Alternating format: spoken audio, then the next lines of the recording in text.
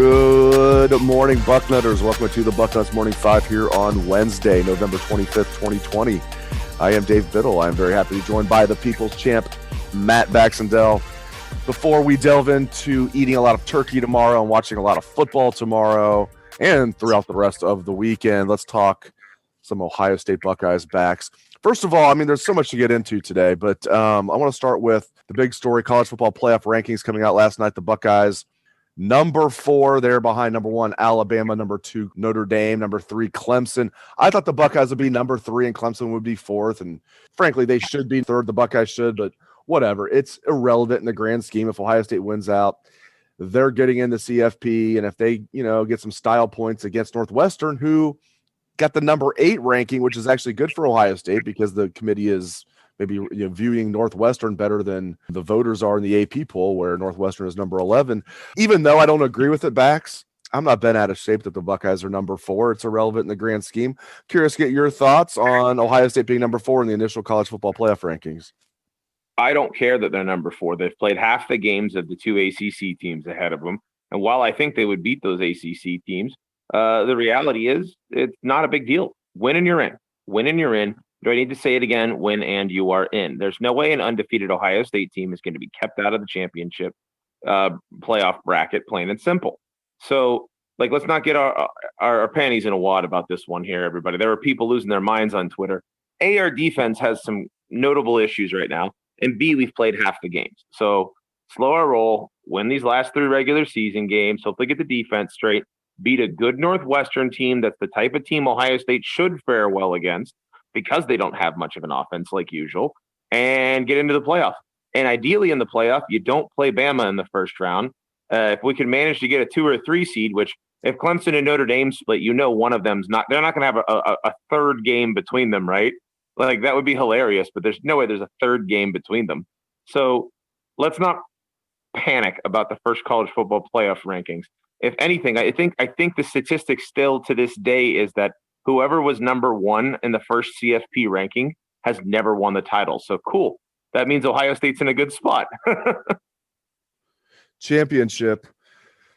So Ryan Day was asked yesterday on his press conference, and Kerry Coombs followed him, and they were asked a lot of questions about the defense, shockingly. I was among that crew asking questions, nothing about the defense, nothing except the defense. And, Ryan Day said, a couple different times, it's basically execution. Not all, but mostly the problem is execution, which is coach speak for the players aren't getting their jobs done. The scheme is fine. These guys aren't playing well enough, is what that means when you hear execution, obviously, as any football fan knows. What did you make of that, Bax? I could not agree with it more, to be honest. Watching the game was tough enough. I went back and rewatched it to try to get an idea what was happening. And then I went and listened to what people who are smart, like Mark Porter, were saying, and other people who understand how these schemes work. And the truth is, if you look at it, it's largely execution. And by that, I mean, they're losing battles they shouldn't lose, right? So for every Shaun Wade pick 6, there's been a couple where he's right there to make the play and doesn't. That for every time that we want to point out that, look at the open receiver. Well, what happened was Marcus Williamson got beat off the line. Marcus Hooker ran the other way and didn't hold his spot in the middle of the field, and he left Ty Freifogel wide open. These are the type of coverage busts we're seeing. So people complain that Sevyn Banks is getting beat. Well, he's right there. He's just not winning the battle, right? I could go on and on and on about this, but the reality is right now, there's a couple things that are hurting them with execution. One, there was no spring football. And as we've seen across the country, it's very difficult for defenses to get up to speed quick enough.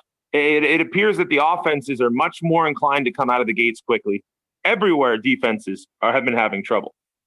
2, Ohio State is extremely young in the defensive backfield, which is a problem when you combine it with factor 1 about spring football. Right now, in college football, think about all the guys that aren't playing for Ohio State that could be.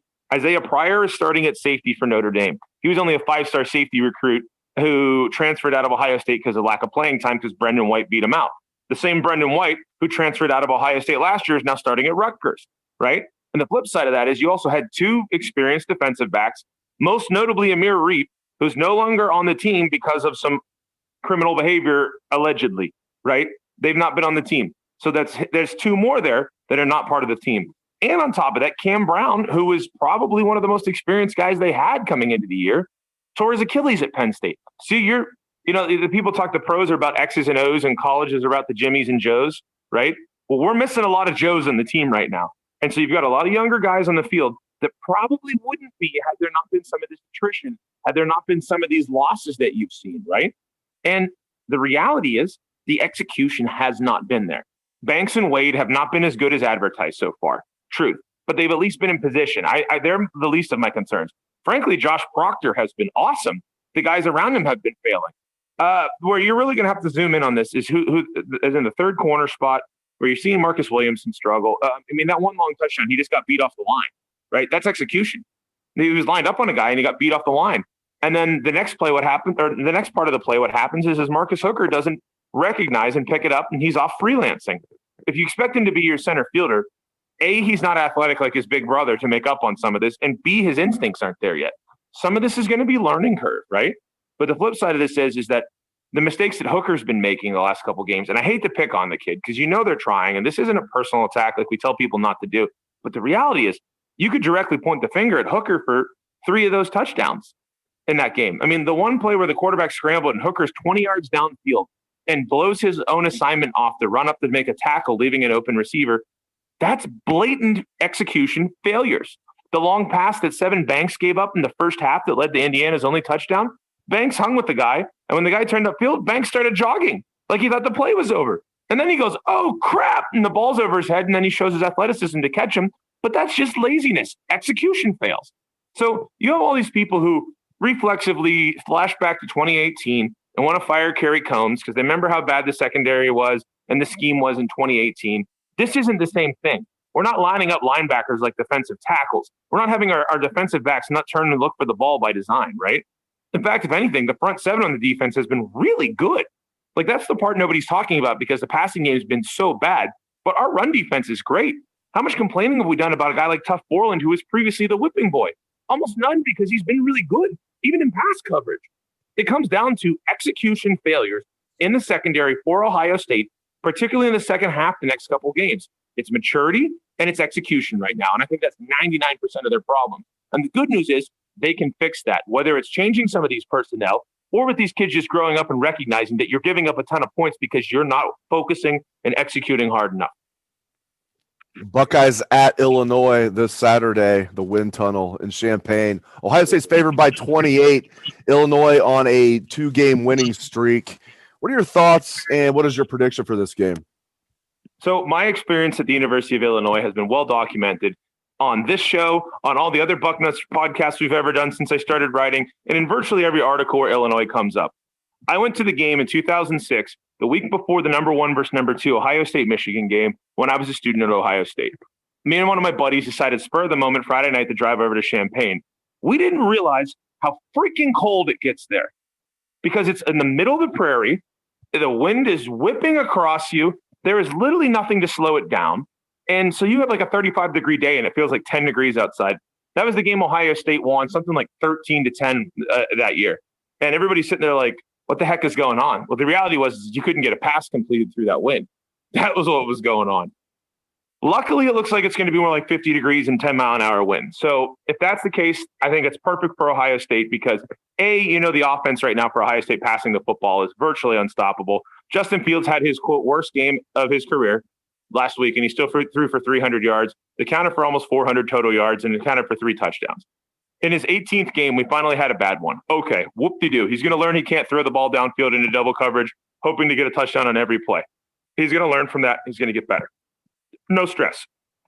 The defense, on the other hand, this team has Brandon Peters, who's a pretty decent quarterback, who, until Cade McNamara appeared last week in their stunning and brave, a magical, amazing 3-overtime win over Rutgers, Michigan probably would have killed to have Brandon Peters still at quarterback this season.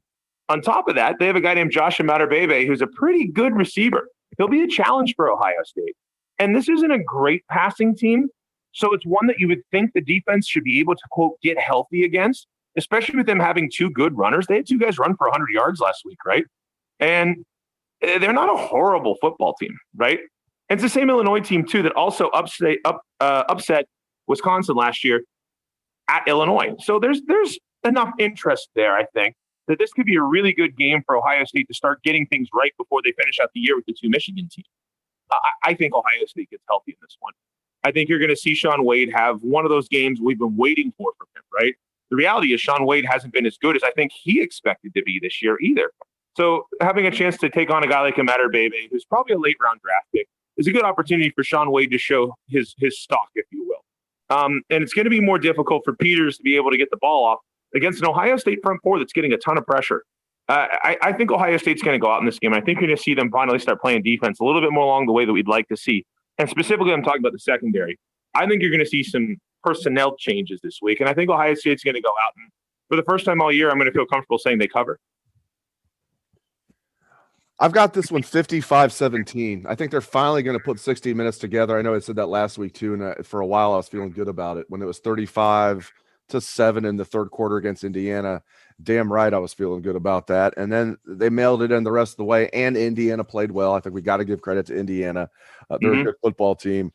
I think this is the week Ohio State's going to put it on somebody and play a full 60 minutes. I have this one 55-17. As you mentioned, you think they're going to cover. To put you on the spot, what's your final score prediction? You know, I'm pretty similar to you in this one. I'm going to say 48-17. 17 was the defensive number sort of in my head as a goal to see, because that's just move back in the right direction, right? And I do think you're going to see Fields moving the ball all over the place. And by the way, you know what the funniest part about this last game is for me, Dave? Nobody's talking about the fact that our tailbacks were excellent in this game. In fact, if anything, you can go back and criticize Master Teague for only having 169 yards if you look at some of the holes that were open for him. But between him and Trey Sermon, they racked up something like 225 yards on the ground. That's great. That's a great game from our tailbacks, averaging 6-point-something yards a carry. That's what J.K. Dobbins did last year. So, you know, for all the frustrations people have about this Indiana game, you know, I've been saying this all week. Imagine this was a different season and Penn State and Michigan didn't suck and they were a top 10 rated team and we beat them by 7 points. Would you really be freaking out? Probably not as much. But because the helmet says Indiana on it, we're all going, oh my God, what the hell just happened? So you're right. We have to give Indiana a ton of credit. That's a good football team. And I know you and I have both said that for a while here. I said before the season in a normal year, I'd pick them to win 9 games, right? Well, having seen what they've done this year, that's more like 10 or 11 based on the way that their schedule would have played out with them beating Michigan and beating Penn State. And they would have had Wisconsin on their schedule had this been their normal schedule for the year. They were supposed to open with them. So if they had won that game, Ohio State might have been their only loss of the year. It's a good Indiana team. And you got to call a spade every now and then. That's an Indiana team that probably finishes the year in the top 15, is my guess. So a little bit of credit has to be given. But we all know the trend line here. Ohio State's supposed to be a national championship dominant level team. And the last 3 games in the second half, we have had bludgeonings through the air by quarterbacks that are nowhere near as good as we're going to hopefully see in the college football playoff. So I understand people's panics, and there's certainly some work to be done. Let's close the show with recruiting chatter. The Buckeyes out here hitting home runs like Hank Aaron. The 2021 class, which they will put the finishing touches on here in about a month, is amazing. It'll finish as either the number 1 or number 2 class in the country. The 2022 class looks like it's going to be even better. It's very early. We were saying the 2021 class is going to be the best class in college football history, and it's still going to be fantastic. So you'll never know. But right now, this 2022 class looks like it's going to be perhaps even better than 2021. It is ranked number 1 in the country right now. The 2022 class is for the Buckeyes. And the latest commitment, of course, is 5-star wide receiver Caleb Burton from Texas. The Buckeyes continue to recruit the state of Texas phenomenally well. I mean, Texas and Texas A&M combined aren't even coming close to what Ohio State is doing recruiting in the state of Texas. That is mind-boggling. I love it, Bax. I know you do too. Yeah, I have to say that deep in the heart of Texas is where the Ohio State flag is flying. You might as well rename it Ohio South. Like, that's what's going on with all this recruiting at this point. In the last 5 cycles, Ohio State has taken more 5-star kids out of Texas than any other school, which is hilarious. And by the way, this doesn't have anything to do coincidentally with the fact that, you know, Tom Herman's at UT and has been blowing it in recruiting literally for the last 2 cycles. Go to the Texas boards sometime and see what they say about the recruiting work that our old quote unquote friend is doing down there. And you know, this Quinn Ewers flip is a massive problem for him. Caleb Burton coming to Ohio State's another massive problem for him. a couple of the other top kids in the state of Texas are highly considering Ohio State. By the time this thing goes live, we may have more news about commitments from the state of Texas. It's going to be very fun to watch Ohio South continue to send kids to Columbus the next couple of years. And you're right. You touched on the 2021 class. At the start of this cycle, we talked about how we thought it might be the best class ever. And it's going to still shape up to be one of the greatest classes, according, at least in the modern era, according to this 24/7 ranking system, right? And you know what? Hey, we can nitpick one or two little things. The fact that class in 2021 is coming in and we're already looking at 2022 is saying it might be better is mind-boggling. 2021 is very similar in terms of quality. In fact, it may end up being higher rated overall at the end of the day once the kids from Washington and JTT and Emeka Ibuka make their minds up.